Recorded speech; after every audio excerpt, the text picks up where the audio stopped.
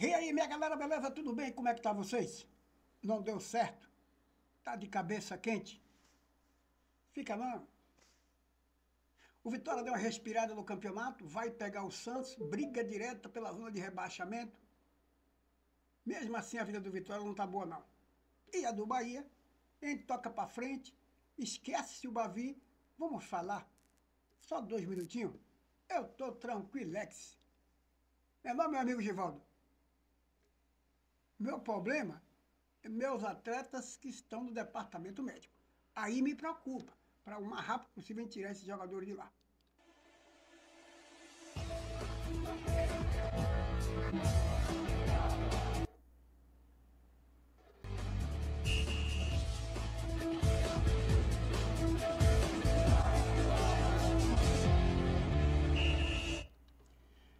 E aí, minha galera, beleza? Tudo bem? Como é que tá vocês? Quando o time perde, o mundo desaba na cabeça, né? Mas não espere de mim esse comportamento, não. Né? Deixa eu dar uma aumentadinha aqui. Não espere de mim esse comportamento, não, porque eu não sou. Valeu. Eu não sou desse tipo de pessoas que tem um revés de 100 para 0. Tá bom? Num todo, o jogo, num todo, não foi um bom jogo. Num todo. Mas, para o Vitória, foi bom, porque saiu com a vitória dentro de casa. Vitória está desesperadamente brigando para não cair.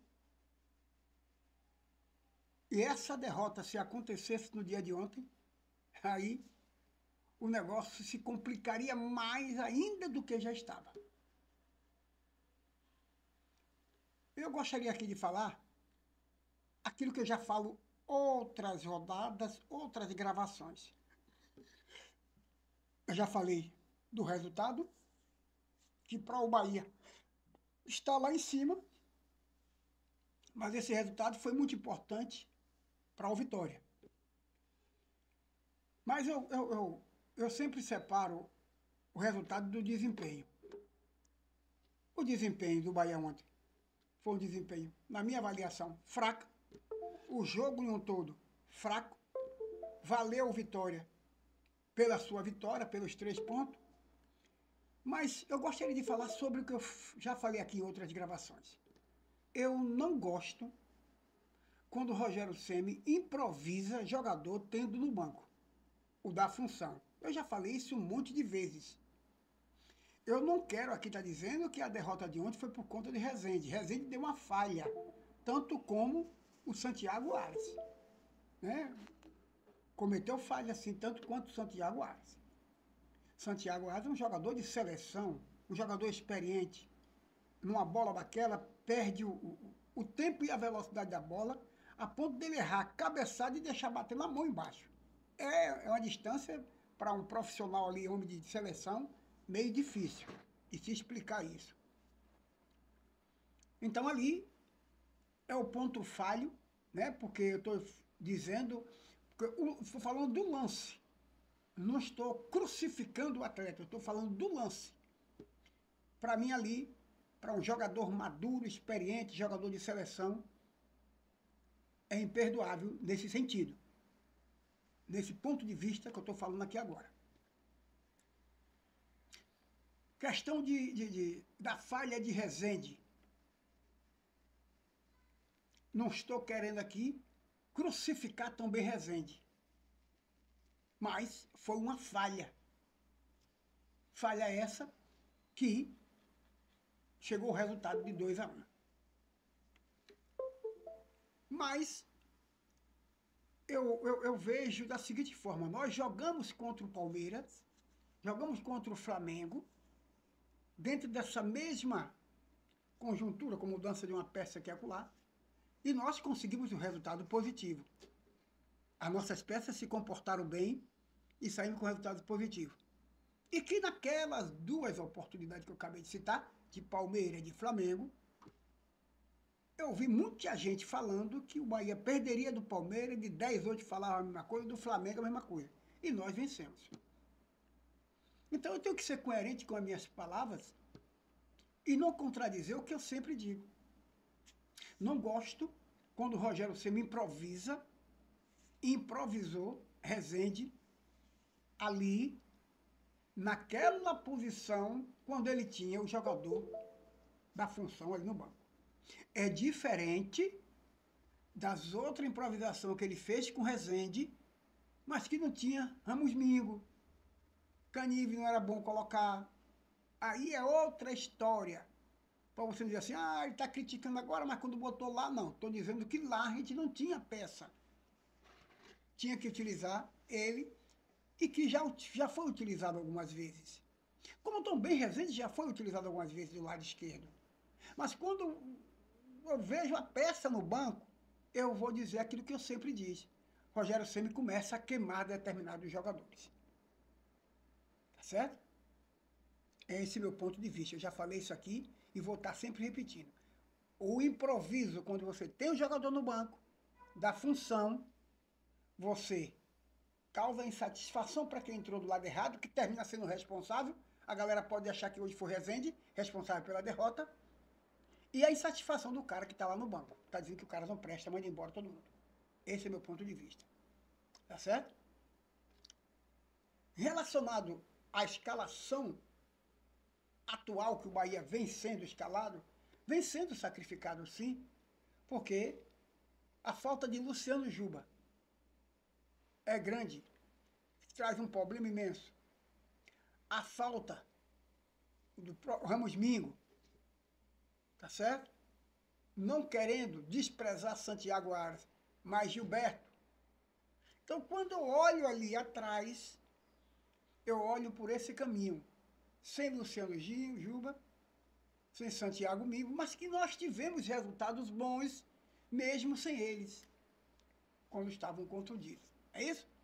Mas eu digo que você, quando perde ali, você perde a liga. E o pior de tudo, a gente há muito tempo que não conta com Caio Alexandre e nem Everton Ribeiro não foi no jogo de ontem. Tá certo? Então você perde esse poder. Você sobrecarrega a defesa quando o meio de campo nosso perde o toque de bola. Aquele cara que prende a bola. Aquele cara que causa receio e causa medo no meio de campo e não se deixa ele livre. É isso? Então, não estou desmerecendo Nestor, né? Nem outros ali. Não estou desmerecendo nenhum. Mas há de convir que um time que perde esses jogadores, evidentemente, vai sentir na competição. E esperamos que no jogo contra o Grêmio, a gente já possa ter algumas peças dessas retornando, que eu acabei de citar, que o Gilberto já vai estar livre, o Mingo já está preparado, já está trabalhando para retornar. Não sei a situação dos outros, como é que está a situação deles. Mas não vamos lamentar a derrota, porque o jogo já se passou, sobre o leite derramado não se chora, já dizia o mais antigo, e agora é concentrar para o jogo do Grêmio. O Vitória que ganhou um fôlego na competição e vai enfrentar o Santos, que venceu, né? O Santos que meteu 3-1 no Corinthians de casa, está com todo o gás, a torcida vai encher. Vai encher. Vai para cima do Vitória. E o Vitória que perdeu alguns jogadores no jogo de ontem. Então, o jogo de ontem, São Paulo, o Grêmio meteu 2 no São Paulo, o Bahia tomou 2-1 do Vitória e o Fluminense meteu 1-0 no Juventude. No frigir dos ovos, o Sport somou 1 ponto, porque empatou na quarta-feira. Não é isso? Empatou na quarta-feira. E o Vitória ganhou, já que o Fortaleza perdeu e o Juventude perdeu.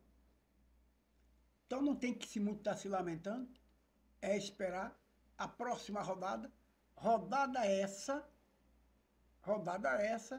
que tem amanhã já Corinthians e Atlético Mineiro, Cruzeiro e Fortaleza, Corinthians e Atlético Mineiro às 18h30, Cruzeiro e Fortaleza às 21h, Flamengo e Palmeiras já no domingo, né? Já no domingo, às 16h. Ainda no domingo, Ceará e Botafogo, às 18h30. Ainda no domingo, Mirassol e São Paulo, às 18h30. Ainda no domingo, Internacional Esporte, lá, né, no Rio Grande do Sul. Bahia e Grêmio na Fonte Nova às 20h30, Juventude e Bragantino às 19h30, ou às 19 horas, Vasco da Gama na segunda-feira com o Fluminense e Santos e Vitória na segunda-feira, certo?